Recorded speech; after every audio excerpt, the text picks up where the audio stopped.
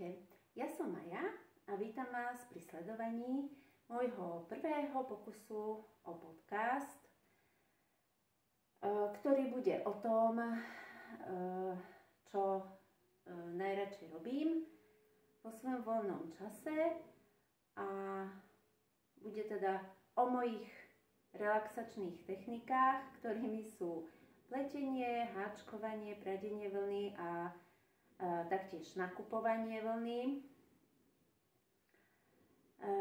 No a najradšej zo všetkého teda pletiem, háčkujem a pradenie vlny to je taká moja záľuba asi posledných 7 rokov. No a pradiem asi najmenej z týchto činností, ale keby som mala čas, tak sa tomu venujem viacej. Pletiem od základnej školy, takže už roky a naplietla som toho už naozaj veľa vecí išlo na predaj a som rada, že niektoré tie veci teda sa reálne aj nosia a využívajú, pretože o tom viem a nedávno sa mi stalo asi pred rokom, že som už niekoľko rokov dozadu predala takú šatku z alpaky pletenú a predala som ju tu v okrese niekomu, nejakej mladej žene a asi pred rokom na jeseň som išla z práce a naraz som tú šatku videla na chodníku kráčať mladú ženu, ktorá tú šatku mala na sebe prehodenú na takom jesennom kabátiku. Vyzeralo to veľmi pekne a teda ja som sa tak potešila, že vlastne po rokoch stále tá šatka je nosená a slúži, takže z toho som mala takú veľkú radosť. No, ale v poslednej dobe teda pletiem viacej pre seba. Zamerala som sa tak na trička, na svetríky, na kardigany, na pletenie viacej pre seba, ale občas ešte niečo pletiem aj na predaj. Skôr také menšie veci.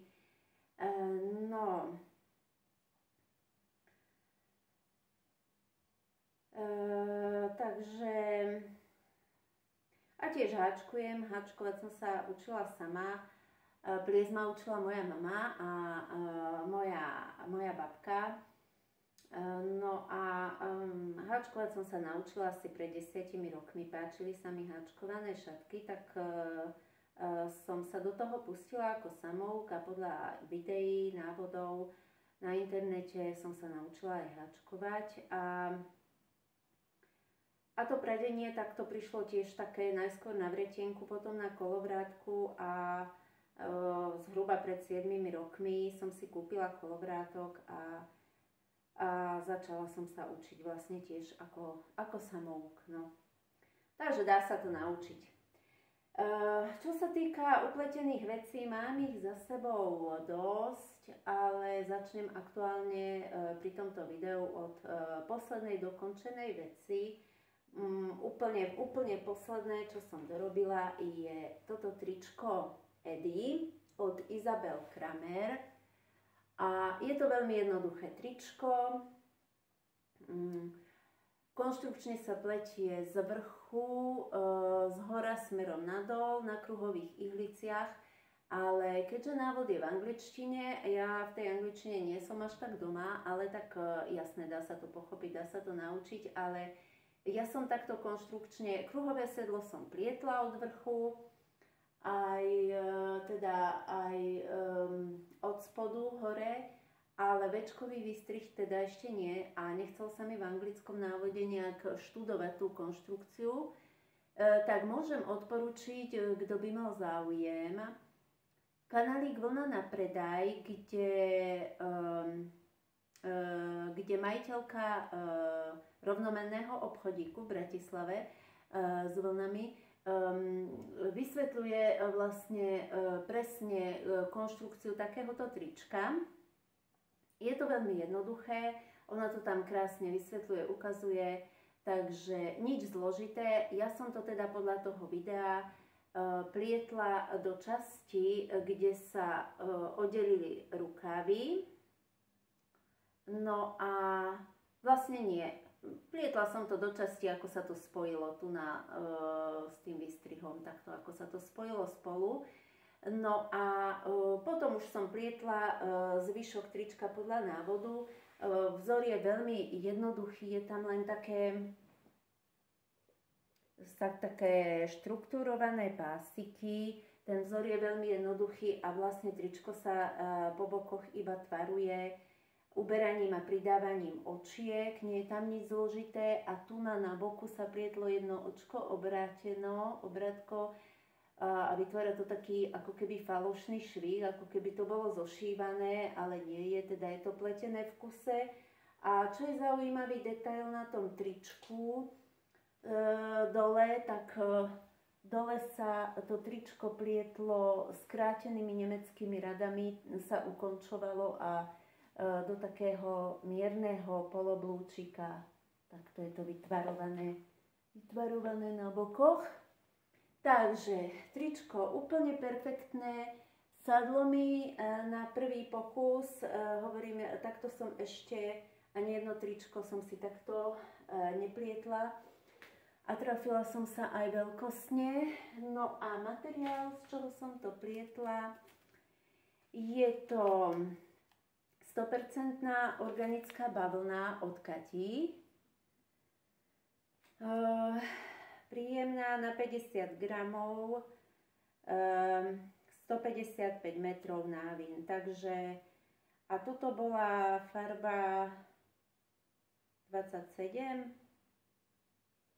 Taká vínovo-červená, kamera to zabera skôr také jasno-červené. Ona je matná, vínovo-červená. No, takže z tohoto som to plietla a plietla som to, teraz už neviem, či na trojkách, nie, myslím na 3,5-kách. No, takže toto mám aktuálne posledné dokončené tričko. Musím ale povedať, že teda, keď som ho oprala, tak neskutočná farba červená z toho išla, to bolo, proste ja som to prala, kým to aspoň trošku nezoslablo, strašne to pustilo farbu, hrozne. Celkovo tieto červené veci sú skôr také, že mám teda skúsenosti s tým, že sa to rýchlo vyperie, ale je to taká vínovo-bordovo červená farba. Takže toto máme dokončený projekt. No a teraz by sme mohli prejsť na moje aktuálne rozpracované projekty. Takže prvý, ktorý je už skoro pred dokončením tesne, je Dobro kardigán. Návod mám z Ravelry a myslím, že to je platený návod.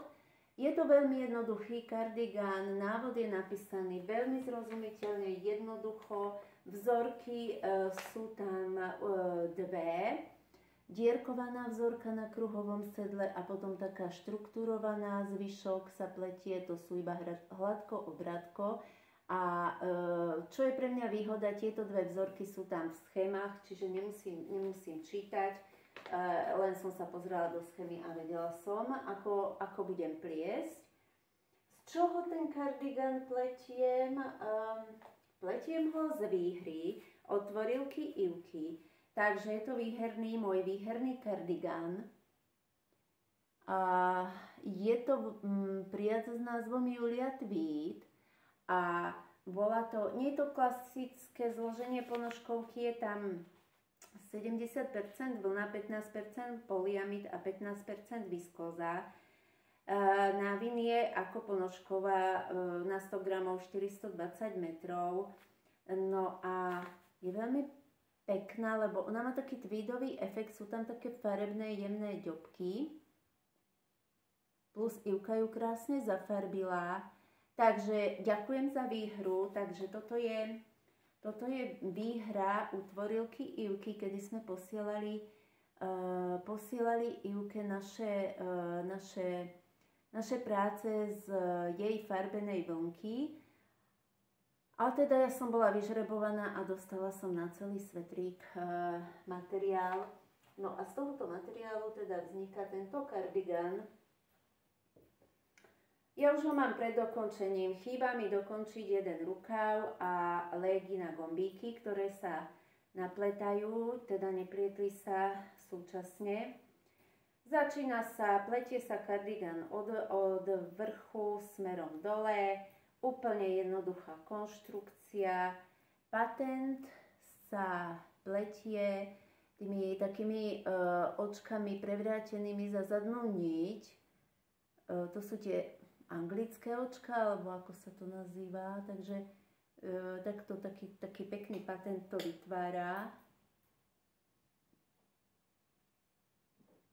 No a teda na kruhovom sedle sa robí jednoduchá dierková vzorka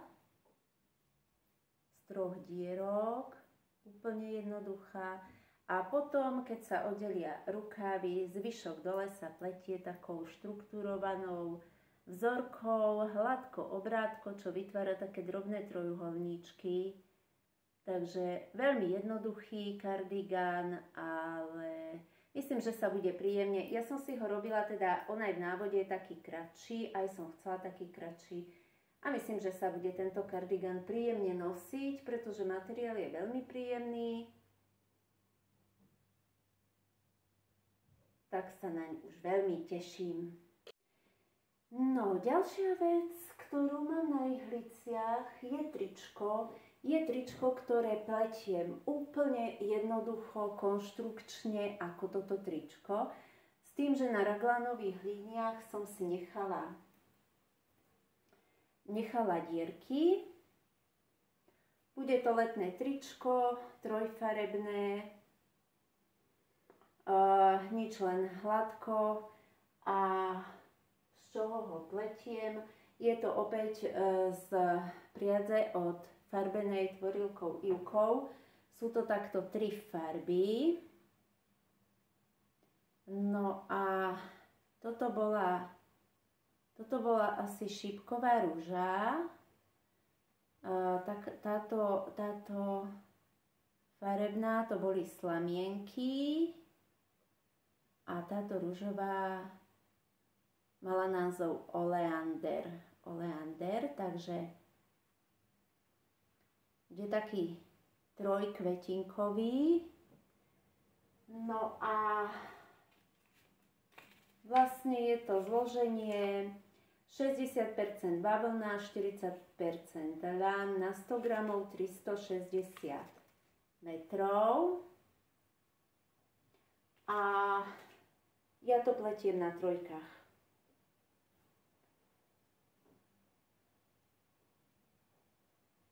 Alebo na 3,5, teraz už neviem.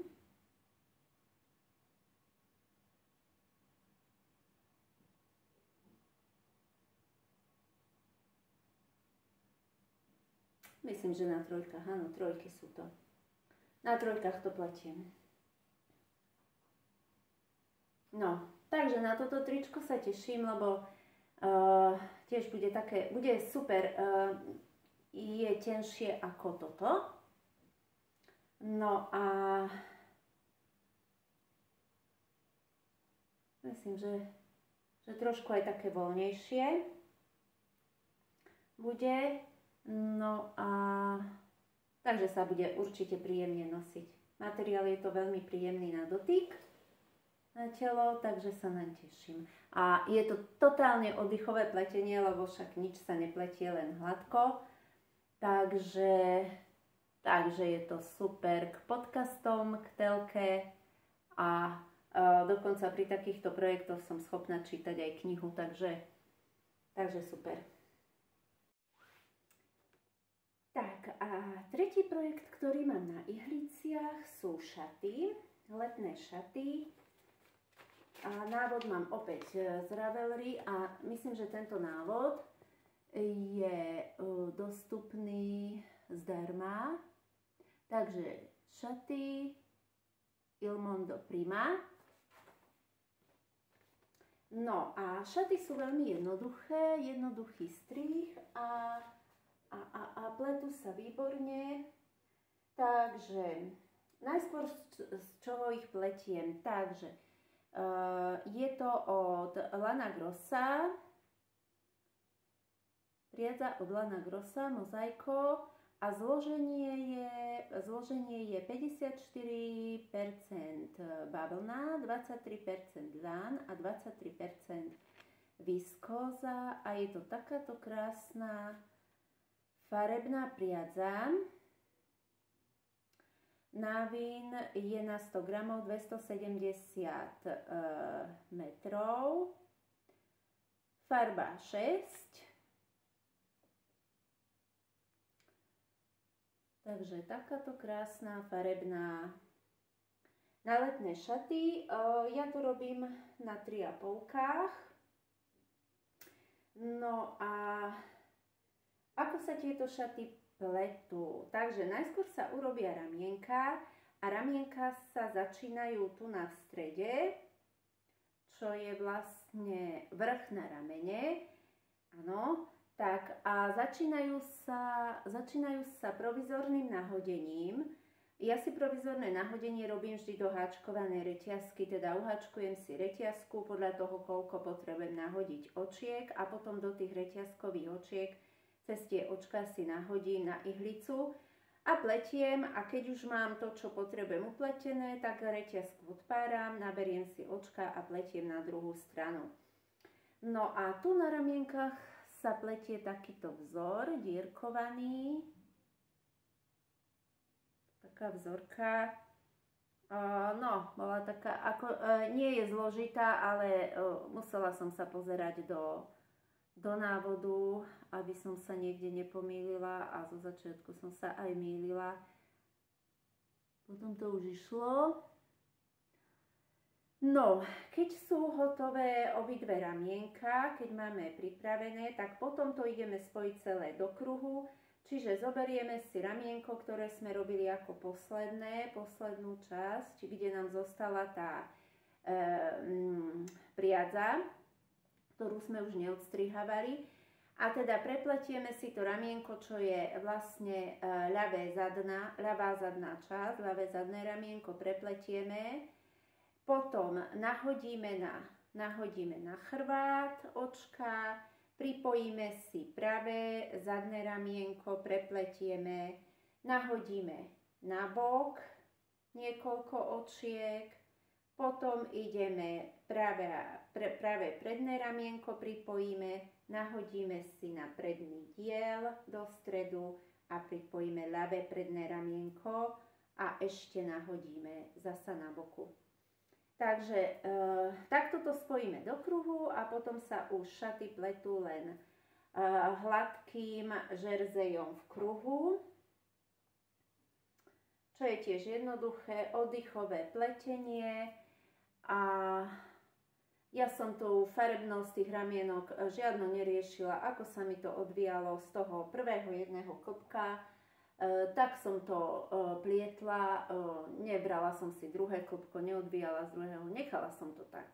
A tak. Tieto šaty budem mať také dovolenkové, plážové asi, si myslím. No, uvidím ešte, ako dopadnú celé tieto línie dookola, samozrejme sa budú ešte obháčkovávať, aby to bolo pevnejšie. Dúfam, že sa to veľmi nenatiahne. Keď som to prvýkrát spojila do kruhu, mala som to veľké, išla som s očkami podľa návodu, bolo to veľké, tak som to musela vypárať a ubrať očka aj tu na boku, aj na prednom a na zadnom dieli, nahodila som si menej. A ešte si to tvarujem tým, že tu na boku očka uberám, aby som si to opäť vytvarovala ako toto tričko napríklad, že do pasa uberiem a potom budem pridávať na boky. No a vlastne toto je taký postup, taký návod, ktorý sa dá využiť vlastne buď na top, alebo si urobíte predĺženú tuniku, alebo mini šaty, šaty po kolena, alebo šaty úplne maxi až po členky. Čiže dá sa to rôzne. Kto chce, tak nemusí robiť túto na ramienka vzorku, môže si urobiť iba hladko, obrátko, nejaký taký patentový vzor. Proste dá sa na bočnej línii nejaký jemný vzor urobiť až po dĺžke celých šiat. ako dá sa s tým pracovať a každý si môže prispôsobiť. Takže toto budú letné šaty, dúfam, že ich do konca júna urobím. A tie šaty sú ukončené vlastne ešte takou krajkou, pletú sa celé hladko, len na konci dole je ukončenie vzorom, kedy sa použije sekvencia, určitý úsek z tohoto vzoru. Myslím si, že tu na táto časť tam je použitá na tom spodnom okraji. No ale kto by nechcel, tak si to tam nemusí dávať. Na každého to je. No takže táto časť, myslím si, že tento úsek asi tam bude na tom spodnom okraji potom, ako sa budú šaty dole, spodný lem ukončovať. No, tak uvidím, aké mi to bude veľkosne a hlavne, či sa to nenatiahne. Počítam, že nosením sa určite natiahnu, ale tak, ak to budú také dovolenkové plážové šaty, tak to nebude problém. No, takže toto mám tretí projekt na ihliciach, čo by aj stačilo asi aktuálne, na čom pracujem. No a čo mám na kolovrátku aktuálne, tak, ale to už je teda dlhšiu dobu a musím to už spracovať, je toto askánske merino. Je to merino mix, je to merino z barančeka, ktorý sa volá Kubo a z jeho potomstva. To merino bolo veľmi znečistené a vlastne ja ho mám z vlnárskej manufaktúry kúpené, kupovala som ho v akcii, pretože naozaj sa im nedalo úplne perfektne dočistiť. A ja si ho sú tam zbytky proste suchej trávy, také drobné, ktoré postupne dočisťujem, pred pradením si to vyberám po kúskoch a spriadam. Robím z toho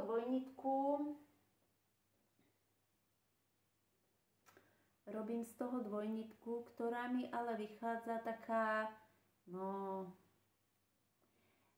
musím povedať, že sa to zle pradie, lebo nedá sa to vlákno, je to ako keby trošku aj splstené, to vlákno sa horšie vyťahuje, takže robia sa mi také kúsky, kde proste tá vlna je hrubšia, čiže nemá rovnomernú hrúbku, ale myslím si, že ak sa na to zvolí nejaká správny vzor a pletenina, tak dá sa z toho pekná vesta alebo pulover urobiť, uvidím. Alebo možno čiapka, neviem, mám toho dosť veľa, takže určite by vyšlo aj na sveter. Uvidím. A tým, že vlastne ja robím iba dvojnitku, aj takto mám také pomerne, keď to spradiem na kolovrátku, zdá sa to tenké, ale potom, aby sa ešte uvoľnil ten skrút, tak máčam to pradienko v teplej vode a dám to vysušiť. No a vlastne ono to ako keby tak nafúklo, tá vlna nabobtná a ona zostane taká, tá hrúbka, ako keby dvojnásobná. Takže vychádza z toho pomerne hrubé.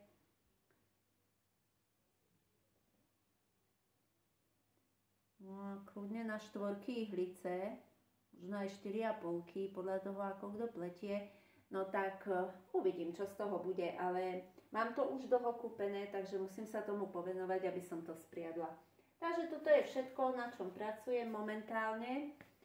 Striedam to ale veľa vecí už mám takých, že pred dokončením, tak budem sa snažiť podokončovať. No, takže to by bolo asi všetko do tohoto prvého videjka a ak ste vydržali pozerať, tak vám veľmi pekne ďakujem za pozretie. Ja sledujem môžem povedať, že aj 90% slovenských a českých podcastov a začala som sledovať vlastne vďaka tvorilke Ivke, ktorú som ako prvú objavila ako podcasterku a úplne som sa potom do toho tak nejak dostala, že vlastne podcasty sledujem dennodenne a keď dlhšiu dobu žiadny nie je, tak nemám čo sledovať. Takže podcasty o pletení mám veľmi rada a som za ne veľmi vďačná a teším sa na každý jeden nový, ktorý vyjde. Ja na konci niektorých mojich videí plánujem uverejniť možno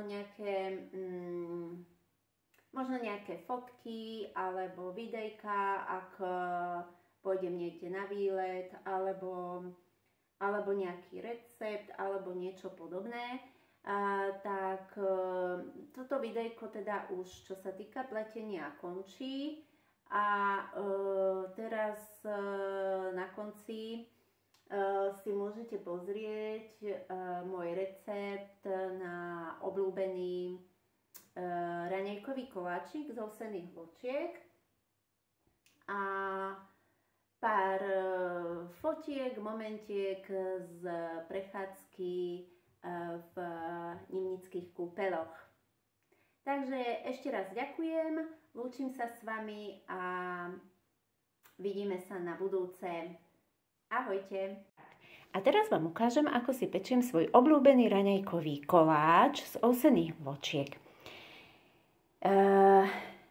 Mám ho rada a rada ho pečiem, pretože všetko zamiešam v jednej miske. Šupnem to na nejaký plech alebo do nejakej formy. Nechám piec nejakých 40-45 minút a koláč je hotový. A potom, keď ho mám upečený, tak si ho nakrájam a na kúsky dám do mrazničky a vlastne si ho vyberám. Každý deň mám čerstvý kúsok na raňajky. Takže poďme na to. Ja nič nevážim, neodmeriavam, všetko robím tak od oka. No, takže dám si ovsené vločky s múkou, zmiešam. Kto chce, môže dať viacej ovsených vločiek, kto chce, môže dať viacej múky, to je jedno. No, plus pridám tak pol lyžičky malej sódy bikarbóny. Ďalej na cesto vajíčko, trochu mlieka, trochu oleja a urobím si cesto takej konzistencie, takej akurátnej, ani riedke, ale ani husté. No a potom do tohoto cesta pridávam všetko, čo nájdem doma. Sekané oriešky, kokos, mleté orechy, jablka, akékoľvek ovocie, sušené ovocie, čerstvé ovocie, mrazené ovocie a pokiaľ mám jogurt alebo tvaroh pred dátumom spotreby, môžem tam dať aj ten, takže čokoľvek.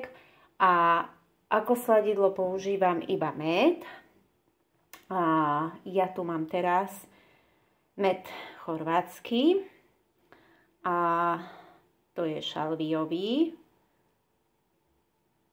Takže si teraz dávam takýto medík. No tak do tejto varianty aktuálnej, ktorú idem piecť, ja postrúham tieto dve jablká, mám tu sušené ovocie a mám tu mrazené z mrazničky čučoriedky, ktoré potom posypem len po vrchu koláčika. Niekedy na koláčik navrch dávam také malé ďobky z džemu alebo proste čímkoľvek môžem navrch, alebo nemusí sa dávať nič proste. A ja som našla tieto mrazené čučoriedky ešte, potrebujem ich aj tak minúť, takže nimi posypem na vrchu ten koláč a dám mu piec. Takže ideme na to. Toto všetko si idem teraz pekne zamiešať. a ukážem vám hotový koláčik. Tak, koláčik mám takto vo forme a môžeme ho dať upiec.